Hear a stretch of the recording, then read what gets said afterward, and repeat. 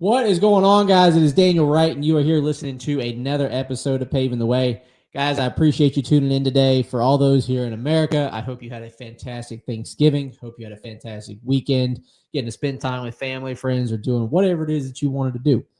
I hope this week is off to a great start for you. I hope you're pushing into it. You're recovering from your Thanksgiving meal hangovers and just grinding it out. We're getting into that final push of the year before most businesses are going to be kind of shutting down, taking some time off for the holidays. And as we're getting into that, I know a lot of people are spending time reflecting on where they've come from, this past year, 2024, where they're wanting to go in 2025 and kind of what that looks like. Oftentimes we can get into situations where we either get too hyped up in all the achievements we've had, and we get a little complacent or a little comfortable. But on the flip side, we can also start beating ourselves up a lot over, I didn't accomplish this. I'm not where I want to be. I didn't do that. So there's a term that I use. I learned it from a mentor of mine, Ed Milet. He talks about it. I've used it as well, and it's Blissful Dissatisfaction. It's the name of today's show. I want to talk a little bit about that, kind of how you can use that mentality, that approach to keep yourself level-headed going into 2025. So with that being said, let's get started.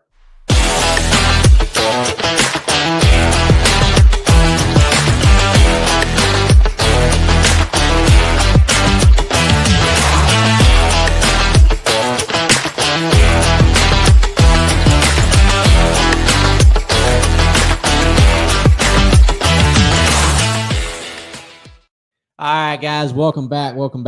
Like I said before, we had that fantastic intro playing there for us. I want to talk a little bit about the idea, the mentality behind blissful dissatisfaction.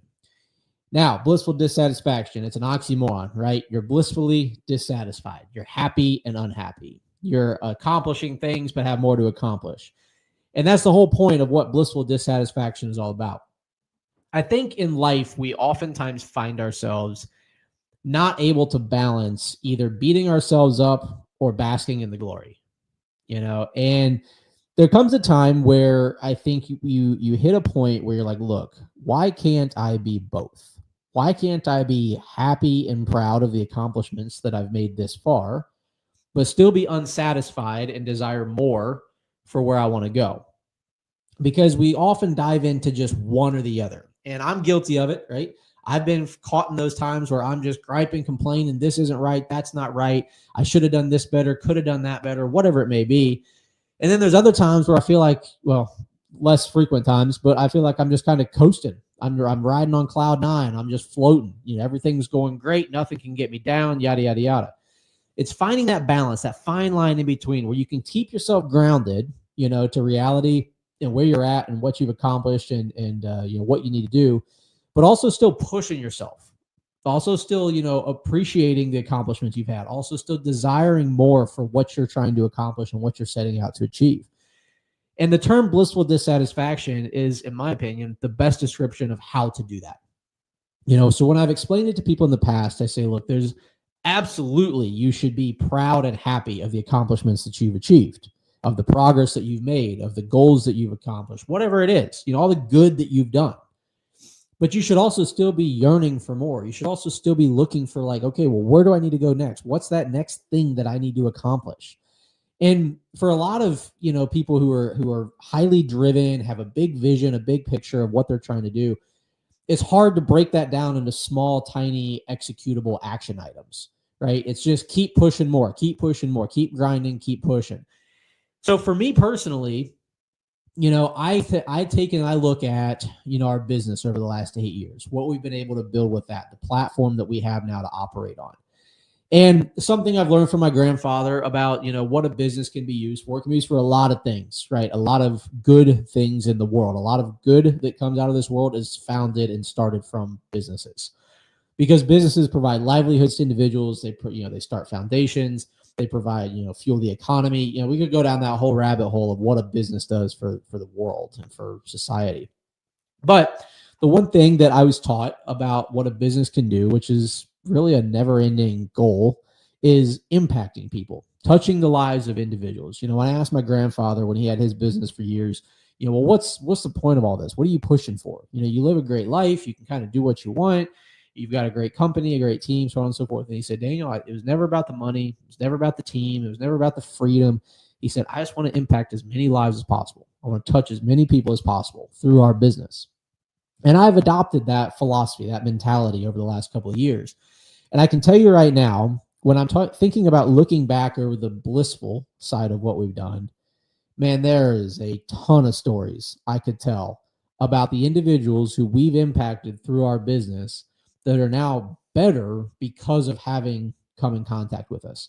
Whether it's people who've worked with us, whether it's vendors we've worked with, clients we've worked with, peers in the industry, whatever it may be, I know for a fact, and I can be super proud of knowing that we've impacted and touched a lot of lives through just basic pavement maintenance company.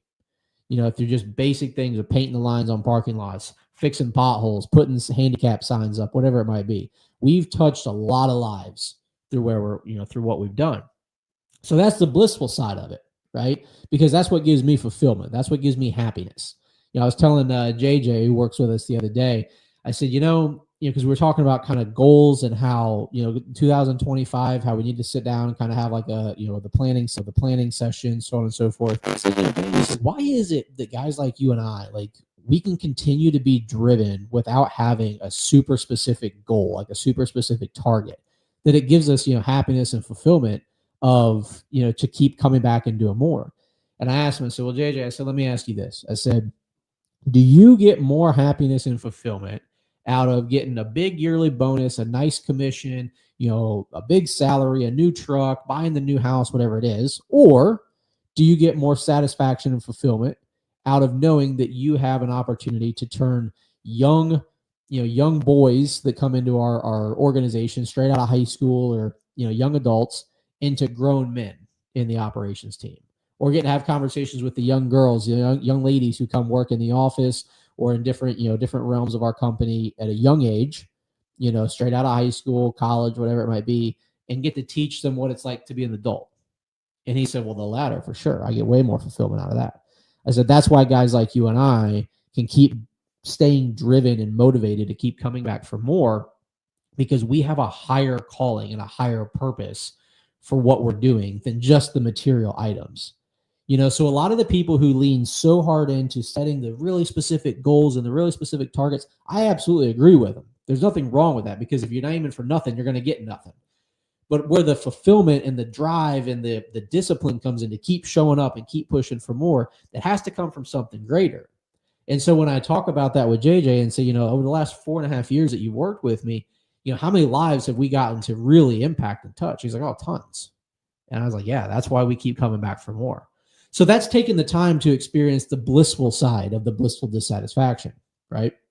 But the conversation with him and I quickly flipped to, how do we do more?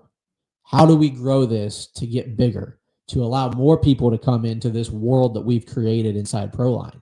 The opportunities that we're able to create for people, whether it's they're just starting out, they're looking for a new career, maybe they've retired at an early age and they're looking for the next thing, whatever it may be. How do we make this bigger? How do we create more opportunity for new people to come in, but also upward mobility for the people we have? So this is where the dissatisfaction comes into place, right? So we're dissatisfied with the fact that we don't have all the answers, that we don't have all the framework, we don't have all the foundation and the platform built for that growth and those opportunities we want to present and offer to more individuals. And that's something that, we have to make sure that we're going to give ourselves some credit for what we've accomplished. So the first part of the conversation, talking about how many lives that we've already touched and impacted and changed, that's giving ourselves some credit. Okay, but the other side of it is you got to evaluate where you need improvement. And so that's where the dissatisfaction comes in. That's where you have to start really ironing out, what steps do we need to take to push, to progress, and to allow opportunity to impact and touch more and more lives. And then beyond that, you have to execute. Okay, because otherwise you're going to get stuck in one of the traps. You're going to get stuck in being blissful. If you don't start executing, you're just going to be blissful because you keep doing the same crap that's made you happy for, the past however long. And so you make no improvements. Or you're going to get stuck being dissatisfied because you're not executing, you're not taking action on what you need to do to get past that next step. So they go hand in hand. They go, side by side and run next to each other. You have to take the time to be blissful for your accomplishments, because otherwise, if you don't stop and smell the roses on the journey, then you're going to very quickly find yourself wondering why the heck you're even on the journey. But if you don't actually humble yourself enough and figure out what you're dissatisfied about and what you need to accomplish more of, then you're never going to push for more. That blissfulness will eventually start to fade because it becomes routine. It becomes just normal day in and day out stuff. And so the blissfulness goes away, the dissatisfaction increases, all because you didn't take any action on things that you needed to improve on. John Maxwell says a lot, when he was young in his entrepreneurial journey, in his leadership journey, people didn't give him enough credit for what he had put into it. And now that he's older in his entrepreneurial and leadership journey, people think he's better than what he actually is. And so there's a dichotomy that just flips over time. And so if you're a leader, especially a younger leader or newer leader in what you're doing, a business owner, whatever it might be, people on the outside probably aren't going to give you enough credit.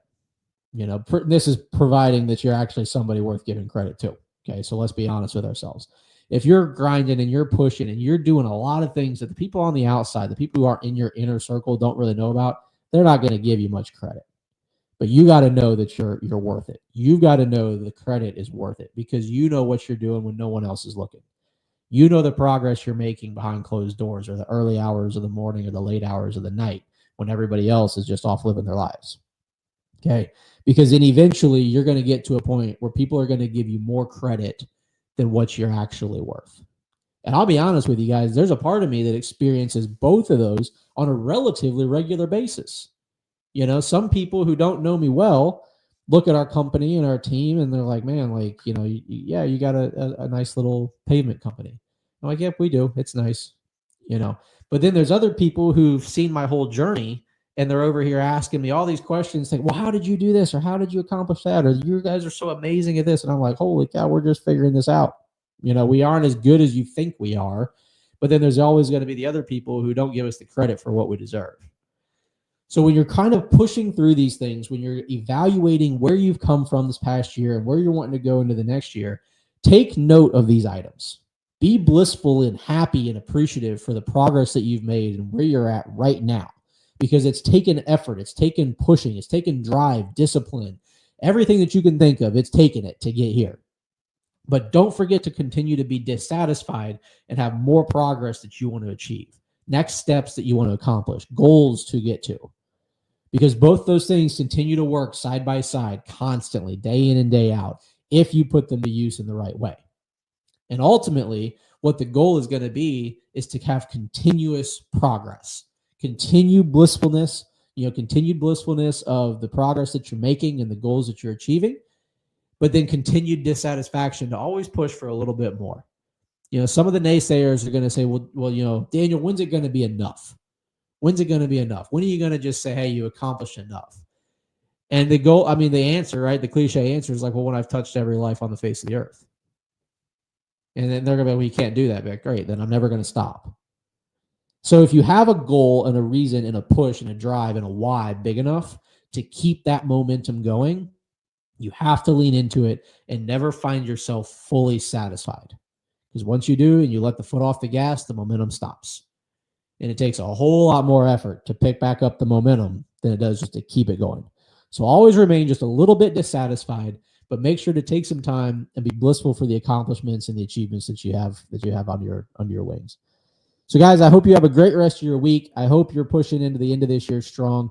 As always, I'm always here for you guys. If you need anything, if I can help with anything, or just want to chat a little bit, let me know. I'm always up for it. So I appreciate you guys. I hope you have a great rest of your week, and we will see you next week.